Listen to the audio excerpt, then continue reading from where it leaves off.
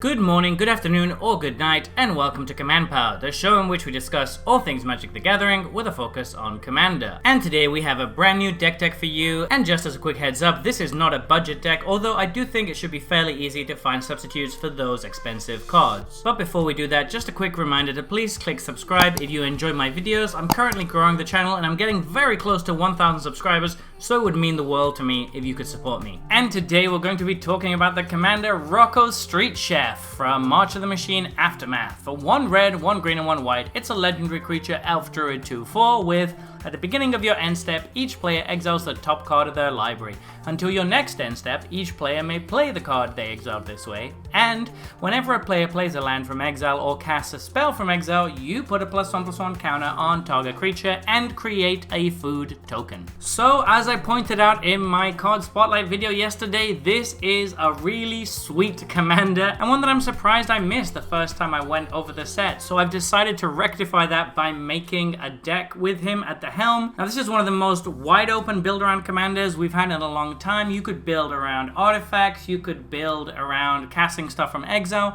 you could build around Cascade, you could build around Suspend, you could build around all of these things, or even a group hug theme if you really want to, and they would all be pretty decent. In this deck I'm including a mix of most of those, but I'm going to be mostly focusing on the artifact and food synergies and on the exile synergies. That's going to be the main thing for me, since that's where I think most of the power lies with this card. But if you wanted to make a +1/+1 counter deck, that seems pretty good too. The interesting thing with this card is that, as I mentioned in my previous video, it's actually going to work with stuff that our opponents are probably doing anyway, and it works with any instance of exiling stuff and playing it from exile that we do ourselves as well. So that actually increases the power level of this card exponentially, and it's a good thing that it only makes food instead of treasures or something like that, because it could be really busted if it did. So anyway, without further ado, we're getting started with Academy Manufactor, and this is obviously going to be great because we're making so much food that we're going to get a ton of extra artifacts with this that we can put to pretty good use. Aerial Extortionist is absolutely fantastic in this deck, since our opponents are probably going to be playing stuff from exile quite often, and it also gets to exile stuff from the board and then they can recast it, but if they do, we're going to be drawing a card. So this just fills up our hand really easily, deals with multiple threats, and works very well with the theme that our commander is going for, so it's a perfect fit here. Birds of Paradise can allow us to ramp into our commander on turn 2, that's always great. Bloodbraid Elf is a card that I've been including in more and more decks lately. Cascade works really well with our commander since we're going to play whatever we hit for free from exile, and we're always guaranteed to hit with Cascade. So that means that this card is not only providing us a 2-for-1, it's also giving us a +1/+1 counter and a food, which is great.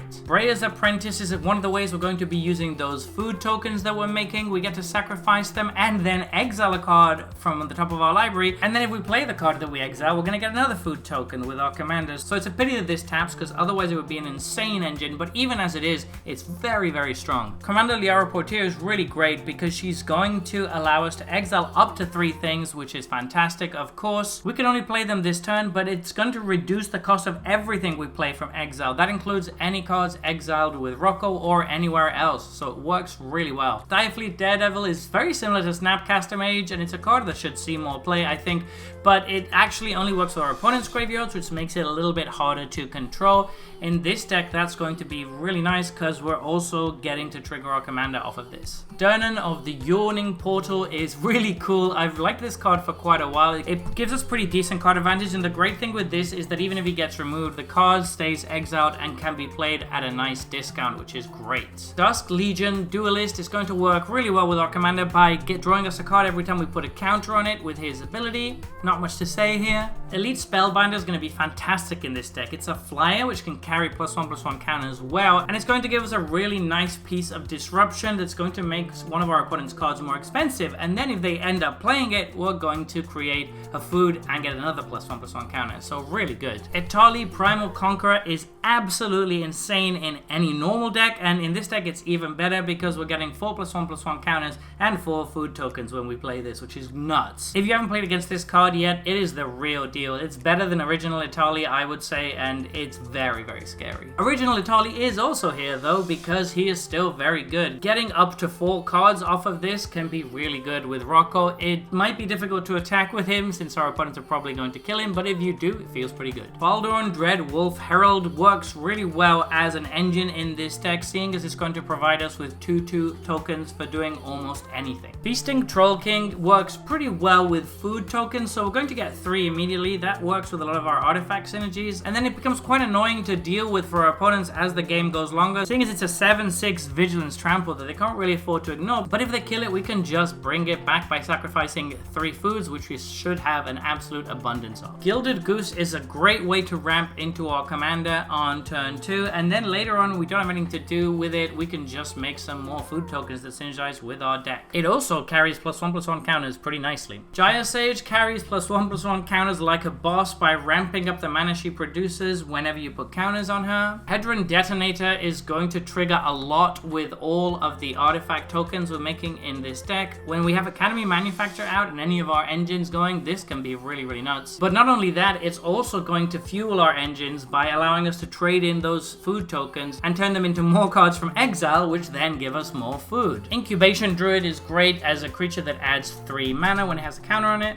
Jahira, Friend of the Forest, is really crazy in this deck by giving all of our tokens the ability to tap for mana. Seeing as our food tokens don't need to tap to sacrifice, we're not really giving anything up at all by playing this card. Cameo of Celebration should be triggering quite a lot with all the +1/+1 counters we're going to be having in this deck, and then when it triggers, we get to exile something and cast it until end of turn, which of course is going to work really well with Rocco, and it even gives us another instance of Rocco's +1/+1 counter ability, which is great. Kami of Whispered Hopes works really well with all of our counters effects. We don't have that many counter doubling effects in this deck because we weren't really going for that, but this is one of the better ones, seeing as if we just put 1 instance of Rocco on it, it immediately taps for 3 mana, which is fantastic. Layla the Blade Reforged is going to get absolutely huge in this deck, and it synergizes so well with our commander with her first attract trigger. Malfeshni is not only gross to look at, but also provides a lot of value by doubling all of the things we cast from exile. Pianalar, Consul of Revival, is a new card that fits perfectly in this deck. We're going to get